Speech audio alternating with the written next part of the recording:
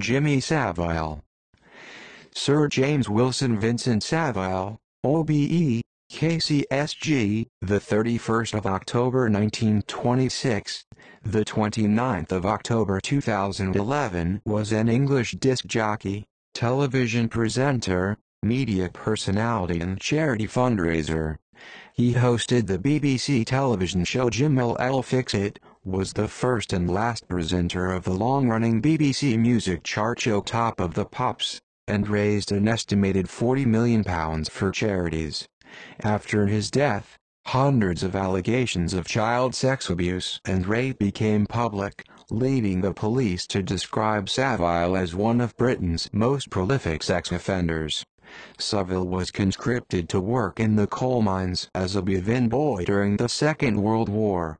He began a career playing records in, and later managing, dance halls. His media career started as a disc jockey at Radio Luxembourg in 1958 and on Tyne Tees Television in 1960, and he developed a reputation for eccentricity and his flamboyant character. At the BBC, he presented the first edition of Top of the Pops in 1964 and broadcast on BBC Radio 1 from 1968. Between 1975 and 1994, he presented Jim'll Fix It, a popular television program in which he arranged for the wishes of viewers, mainly children, to come true. During his lifetime, he was noted for fundraising and supporting charities and hospitals, in particular Stoke Mandeville Hospital near Aylesbury, Leeds General Infirmary and Broadmoor Hospital in Berkshire. He was described in The Guardian as a prodigious philanthropist and was honored for his charity work. He was awarded the OBE in 1971 and was knighted in 1990. In October 2012, almost a year after his death, an ITV documentary examining claims of sexual abuse against Savile led to broad media coverage and a substantial and rapidly growing body of witness statements and sexual abuse claims, including accusations against public bodies for covering up or failure of duty. Scotland Yard launched a criminal investigation into allegations of child sex abuse by Savile over 6 decades, describing him as a predatory sex offender, and later stated that they were pursuing over 400 lines of inquiry based on the testimony of 300 potential victims via 14 police forces across the UK. By late October 2012, the scandal had resulted in inquiries or reviews at the BBC, within the National Health Service, the Crown Prosecution Service, and the Department of Health. Early life. Savile, born in Leeds, was the youngest of 7 children. His elder siblings were Mary, Marjorie, Vincent, John, Joan, and Christina in a Roman Catholic family. His parents were Agnes Monica, née Kelly, and Vincent Joseph Marie Savile, a bookmaker's clerk and insurance agent. He almost died of pneumonia at the age of 5 months. During the Second World War, he was conscripted to work as a Bivin boy at South Kirkby Colliery in West Yorkshire, where he suffered serious spinal injuries in an explosion and spent a long period recuperating. Having started playing records in dance halls in the early 1940s, Savile claimed to be the first disc jockey. According to his autobiography, he was the first person to use 2 turntables and a microphone at the Grand Records Ball at the Guardbridge Hotel in 1947.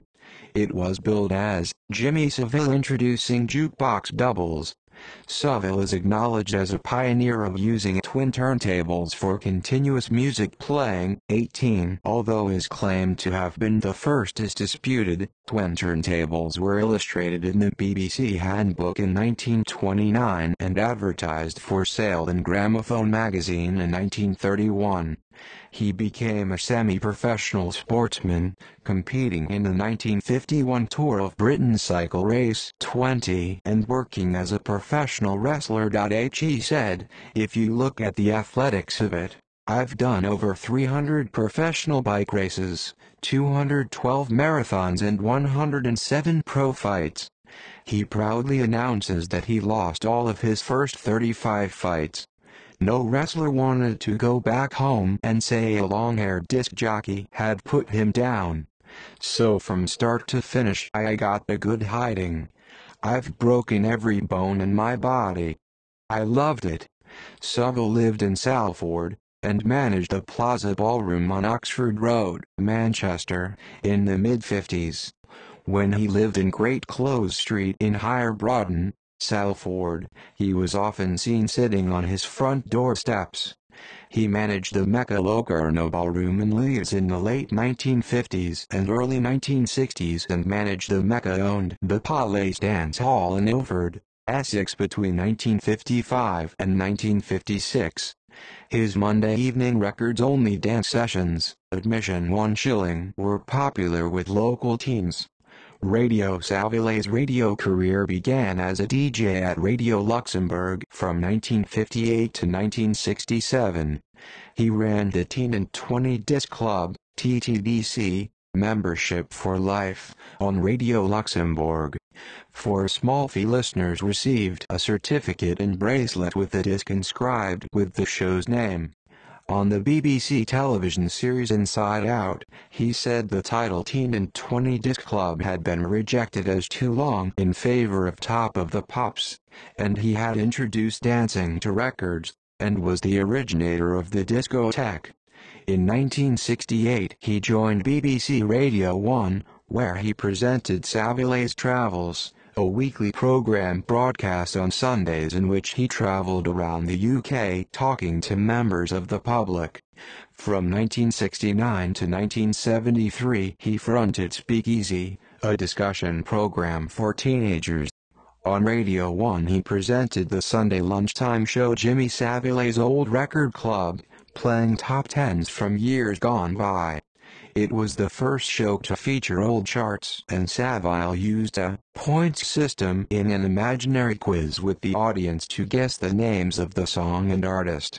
It began in 1973 as the Double Top 10 show, and ended in 1987 as the Triple Top 10 show when he left Radio 1 after 19 years.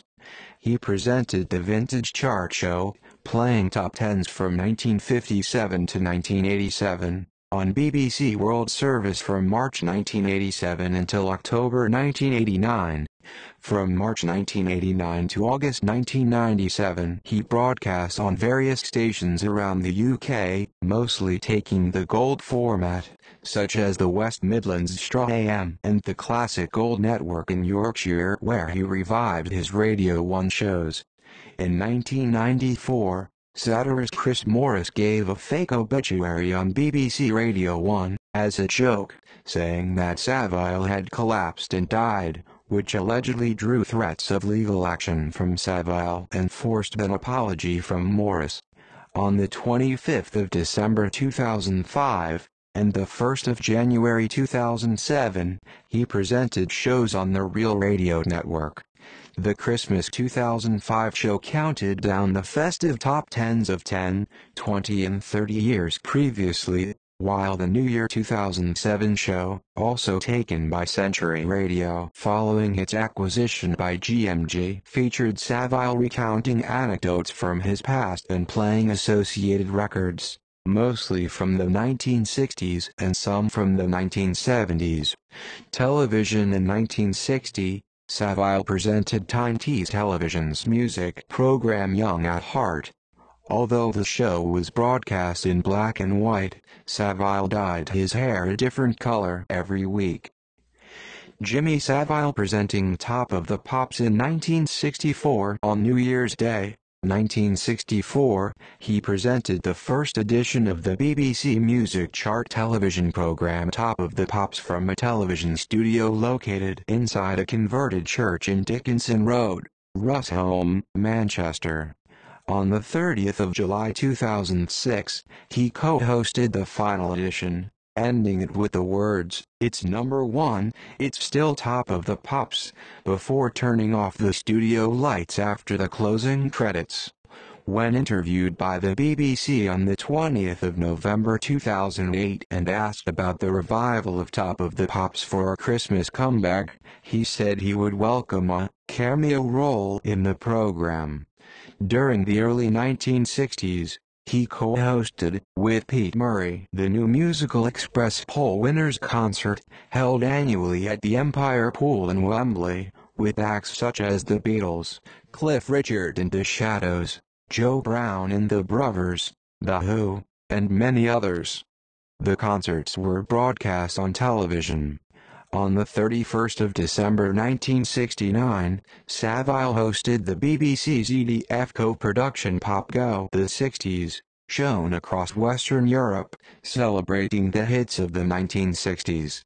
Savile presented a series of public information films promoting road safety, notably, Clunk Click Every Trip, which promoted the use of seatbelts, the clunk representing the sound of the door and the click the sound of the seatbelt fastening. It led to Savile hosting a Saturday night chat variety show from 1973 on BBC One entitled Clunk Click, which in 1974 featured the UK heats for the Eurovision Song Contest featuring Olivia Newton-John. He fronted a long-running series of advertisements for British Rail's Intercity 125, in which he declared, "This is the age of the train," in the early 1980s. After two series, Clunk Click was replaced by Jim'll Fix It, which he presented from 1975 to 1994. In 1999 he appeared as a panelist in Have I Got News For You? He was interviewed by Dr. Anthony Clare for the radio series In the Psychiatrist's Chair in 1991, in which Savile appeared to be a man without feelings. In 1995 he was interviewed by Andrew Neil for the TV series Is This Your Life?, made by Open Media for Channel 4. In April 2000, he was the subject of an in-depth documentary by Louis Theroux in the When Louis Met series. In each program Theroux accompanied a British celebrity going about their day-to-day business, and interviewed them about their lives and experiences. In the documentary, Savile seemed distrustful and reluctant to reveal much about himself, although he did confide on camera that he used to beat people up and lock them in the basement during his career as a nightclub manager. When Louis Met Jimmy was voted one of the top 50 documentaries of all time in his survey by Britain's Channel 4. Savile visited the celebrity Big Brother house on 14 and the 15th of January 2006 and fixed it for some housemates to have their wishes granted. Pete Burns received a message from his significant other and friend while Dennis Rodman traded Savile's offering for a supply of cigarettes for the other housemates. In 2007, Savile returned to television with Jim'll Fix It Strikes Again, showing some of the most popular Fix-Its, recreating them with the same people, and making new dreams come true. Fundraising, sponsorship and voluntary work.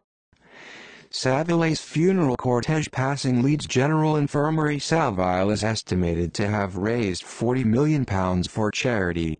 One cause for which he raised money was Stoke Mandeville Hospital, where he volunteered for many years as a porter. He raised money for the Spinal Unit, NSIC, National Spinal Injuries Center, and St. Francis Ward, a ward for children and teens with spinal cord injuries. Savile also volunteered at Leeds General Infirmary and Broadmoor Hospital. In August 1988, he was appointed by Junior Health Minister Edwina Currie chair of an interim task force overseeing the management of Broadmoor Hospital, after its board members had been suspended. Savile had his own room at both Stoke Mandeville and Broadmoor. In 2012, it was reported that Savile sexually abused vulnerable patients at these hospitals. It was also reported that the civil servant who proposed Savile's appointment at Broadmoor was later investigated by police and stopped from working with children. From 1974 to 1988, Savile was the honorary president of FAB, physically handicapped in the able-bodied community. He sponsored medical students performing undergraduate research in the Leeds University Research Enterprise Scholarship Scheme, donating more than £60,000 every year. In 2010, the scheme was given a commitment of £500,000 over the following 5 years. Following Savile's death in October 2011, it was confirmed a big request had been made to allow continued support for the program. Savile was well known for running marathons, many for FAB, including its annual half-marathon around Hyde Park. Although it was reported that he completed the London Marathon at the age of 79, he was driven round in a lead vehicle as an observer. Personal life. Savile. At the 1982 Leeds Marathon, Savile was famous for his yodel, and his catchphrases included, "How's about that, then? Now then, now then, now then, goodness gracious, as it happens," and "guys and gals." Savile was frequently spoofed for his distinctive appearance, which usually featured a tracksuit or shell suit and gold jewelry. A range of licensed fancy dress costumes was released with his consent in 2009. Savile was a cigar smoker who usually smoked very expensive Cuban brands. He was a member of the Institute of Advanced Motorists and drove a Rolls-Royce. He was a member of Mensa. He was made a life member of the British Gypsy Council in 1975, becoming the first outsider to be made a member. He was chieftain of the Lochaber Highland Games for many years, and owned a house in Glencoe. His appearance on the final edition of Top of the Pops in 2006 was pre-recorded as it clashed with the games. Through his support of hospital charities, Savile became a friend of Margaret Thatcher, who in 1981 described his work as marvelous. He reportedly spent 11 consecutive New Year's Eves at Chequers with Thatcher and her family. In 1984, he was accepted into membership of the Athenaeum Club, a prestigious gentlemen's club in Pall Mall, London, after being proposed for membership by Cardinal Basil Hume. He met Prince Charles through mutual charity interests, and Charles reportedly sent him gifts on his 80th birthday and a note reading, "Nobody will ever know what you have done for this country, Jimmy. This is to go some way in thanking you for that." A lifelong bachelor, Savile lived with his mother, whom he referred to as the Duchess, and kept her bedroom and wardrobe exactly as it was when she died. Every year he had her clothes dry cleaned.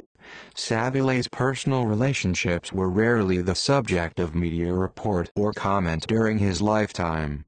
He claimed in his autobiography that he had had many intimate relations with members of the opposite sex, describing his first introduction to women in detail and adding that, "There have been trains and, with apologies to the hit parade, boats and planes, I am a member of the 40,000-foot club, and bushes and fields, corridors, doorways, floors, chairs, slag heaps, desks, and probably everything except the celebrated chandelier and ironing board."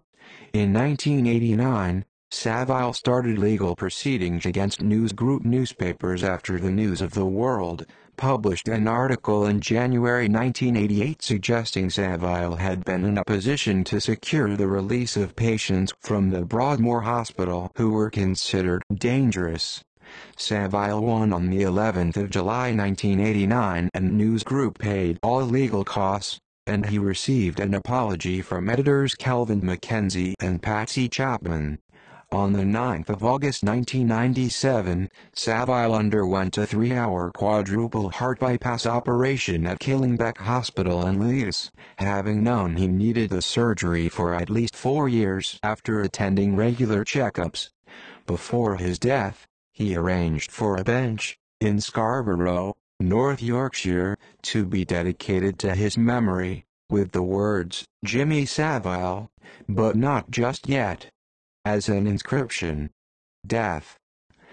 Savile's coffin on display at the Queen's Hotel in Leeds, The 8th of November 2011, Savile was found dead at his home in Roundhay, Leeds. On the 29th of October 2011, 2 days before his 85th birthday. He had been in hospital with pneumonia, and his death was not suspicious. His closed satin gold coffin was displayed at the Queen's Hotel in Leeds, with the last cigar he smoked and his two "This Is Your Life" books. Around 4,000 people visited to pay tribute. His funeral took place at Leeds Cathedral on the 9th of November 2011, and he was buried at Woodlands Cemetery in Scarborough. As specified in his will, his coffin was inclined at 45 degrees to fulfill his wish to see the sea. The coffin was encased in concrete, as a security measure. An auction of Savile's possessions was conducted at the Royal Armouries Museum, Leeds on the 30th of July 2012, with the money raised going to charity. His silver Rolls-Royce Corniche convertible was sold for £130,000 to an internet bidder. The vehicle's number plate, JS247, featured the original medium-wave wavelength used by BBC Radio 1, 247 meters. Allegations of sexual abuse. Main article, Jimmy Savile sexual abuse scandal during his lifetime. During Savile's lifetime, sporadic allegations of child abuse were made against him, but only became widely publicized after his death. Savile claimed the key to his success on Jim'll Fix It had been that he disliked children, although he later admitted to saying this to deflect scrutiny of his personal life. He did not own a computer as he did not want anybody to think he was downloading child pornography. In April 2000, in a documentary by Louis Theroux, When Louis Met Jimmy Savile, Savile acknowledged salacious tabloid people had raised rumors about whether he was a pedophile, and said, "I know I'm not." In 2007, Savile was interviewed under caution by police investigating an allegation of indecent assault in the 1970s at the now-closed Duncroft-approved school for girls near Staines, Surrey, where he was a regular visitor.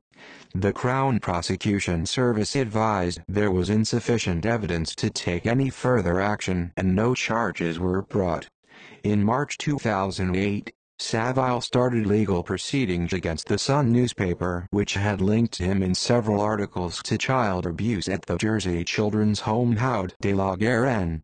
Savile denied visiting Haut de la Garenne, but later admitted that he had following the publication of a photograph showing him at the home surrounded by children.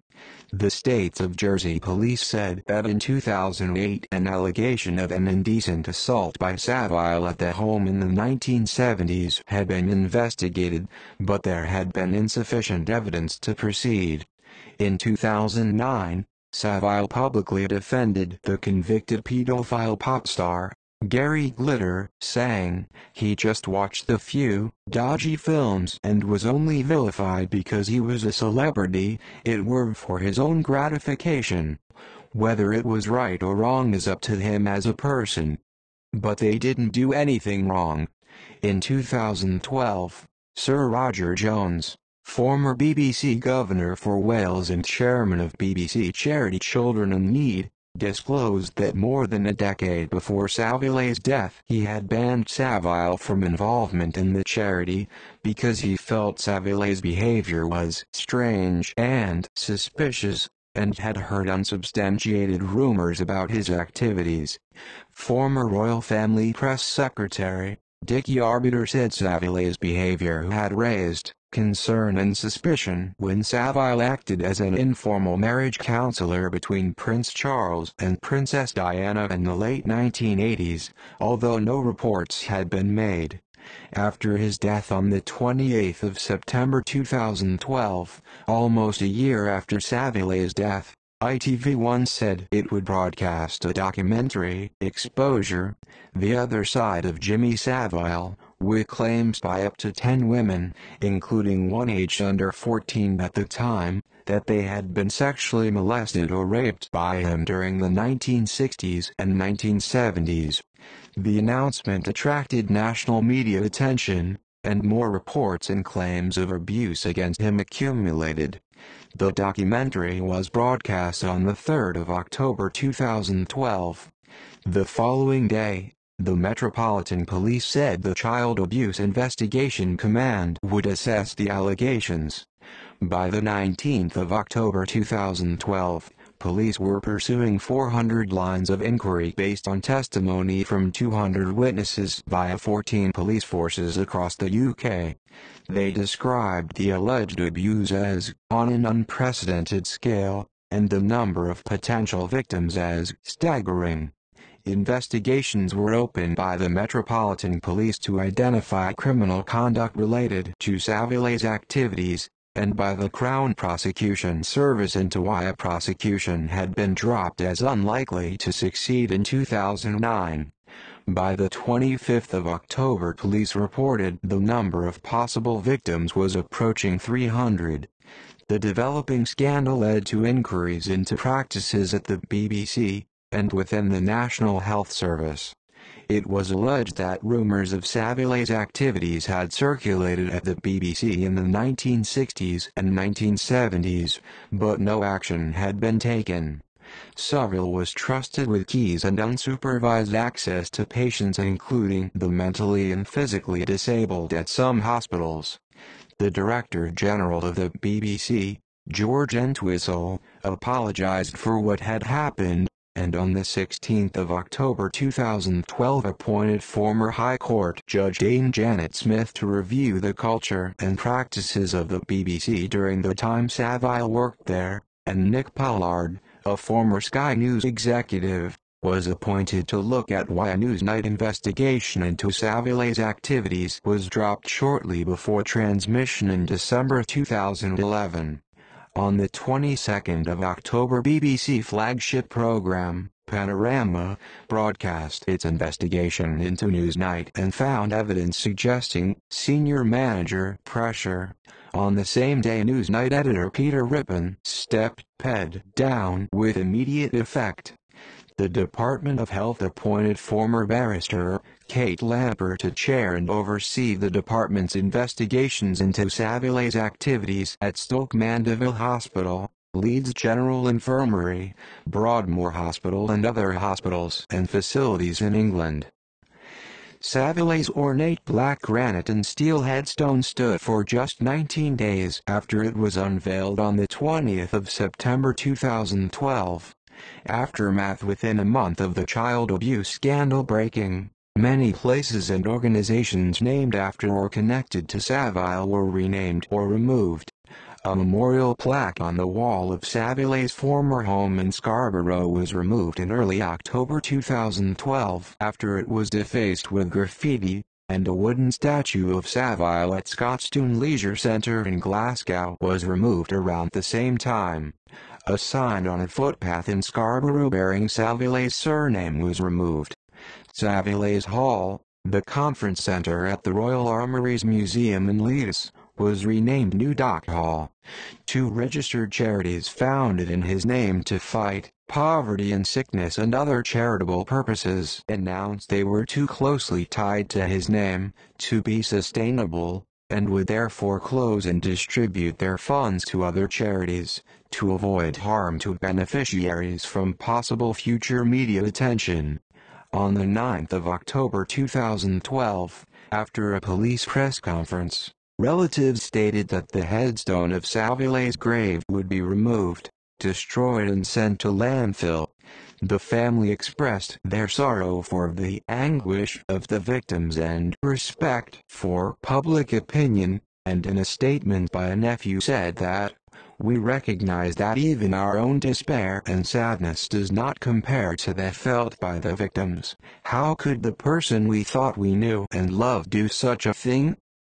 Our thoughts and our prayers are with those who have suffered from every kind of abuse over so many years, and we offer our deepest sympathy in what must have been a terrible time for all of them. We can understand their reluctance to say anything earlier and can appreciate the courage it has taken to speak out now.